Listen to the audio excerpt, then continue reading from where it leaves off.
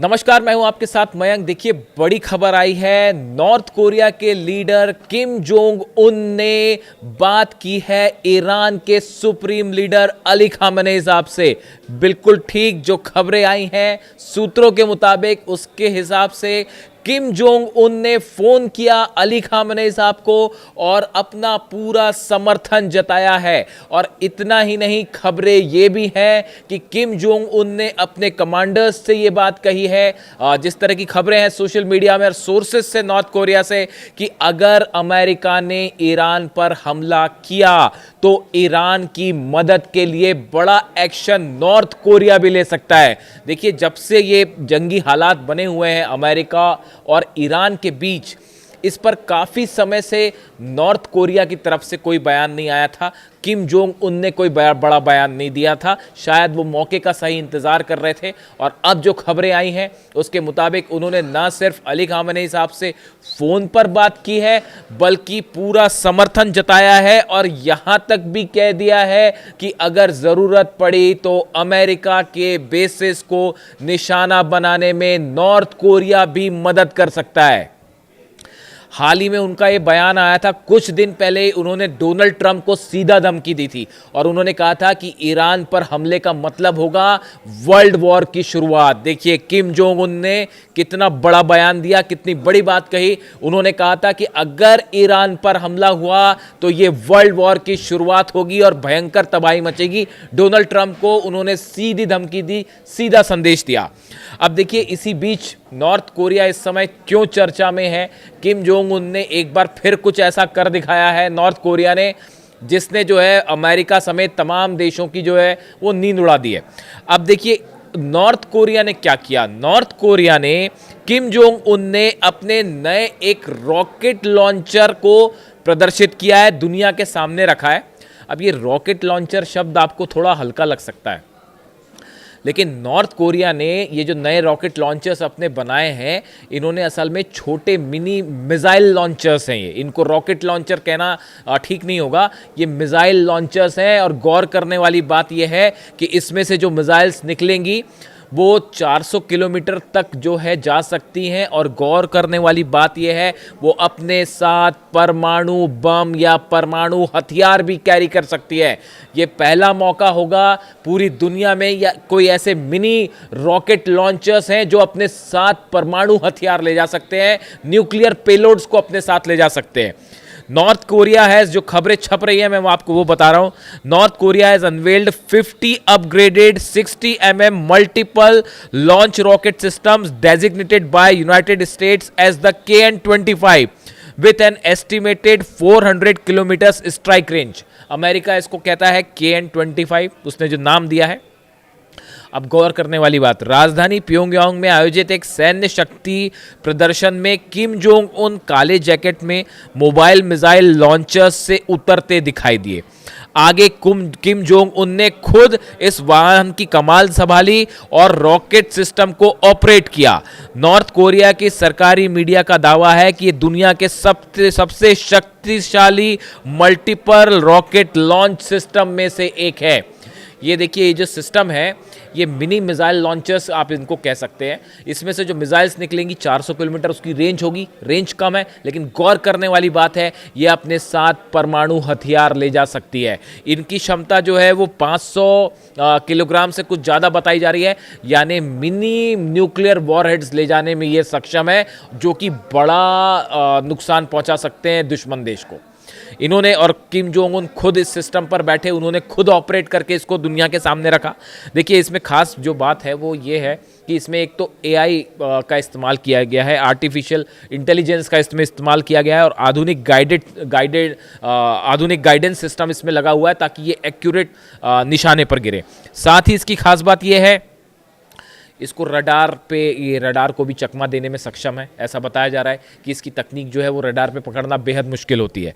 विशेषज्ञों के अनुसार ये सामान्य जो रॉकेट लॉन्चर्स होते हैं और बैलिस्टिक मिसाइल के बीच की तकनीक है, यानी ये एक नया ऐसा सिस्टम इन्होंने ईजाद कर दिया है नॉर्थ कोरिया ने। ना तो आप इसको रॉकेट लॉन्चर्स कह सकते हैं, ना मिसाइल लॉन्चर्स, ये बीच की तकनीक है जो परमाणु बम साथ में ले जा सकती है, परमाणु हथियार ले जा सकती है। ये बहुत ही बड़ा जो है एडवांसमेंट है।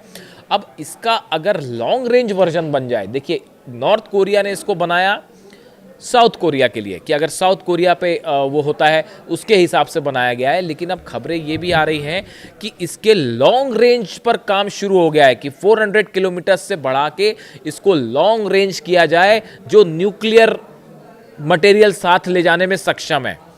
अब ये तकनीक जो है, ऐसा एक्सपर्ट्स की राय सामने आ रही है कि आने वाले वक्त में नॉर्थ कोरिया अगर इस टेक्नोलॉजी को ईरान को ट्रांसफ़र कर देता है तो ये बिल्कुल भी हैरानी की बात नहीं होगी, और ऐसे स्थिति में इजराइल के लिए और अमेरिकन बेसिस के लिए एक बड़ा संकट खड़ा हो जाएगा। वो वैसी संकट में है और बड़ा संकट खड़ा हो जाएगा।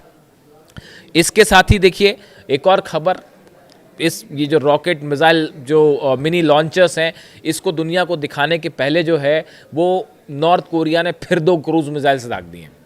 वो ईरान में जो है वो फारस की खाड़ी में जो है वो ईरान दनादन मिसाइल दाग रहा है, उधर से नॉर्थ कोरिया ने 2 क्रूज मिसाइल्स और दाग दी। अच्छा, एक बड़ी गौर करने वाली बात यह है कि आजकल जो ये टेस्ट चल रहे हैं, ईरान जो फारस की खाड़ी में और ओमान की खाड़ी में अपना दम दिखा रहा है रूस के साथ मिलके, और नॉर्थ कोरिया उधर से अपने टेस्ट कर रहा है, और दोनों में खास बात यह है कि आजकल फोकस जो है वो क्रूज मिसाइल पर हो गया है। आप कभी नोट करिएगा इस बात को कि पिछले कुछ महीने में जो 2 महीने, खास तौर पर 2 महीने के अंदर जो टेस्ट हुए उसमें फोकस क्रूज मिसाइल पर है।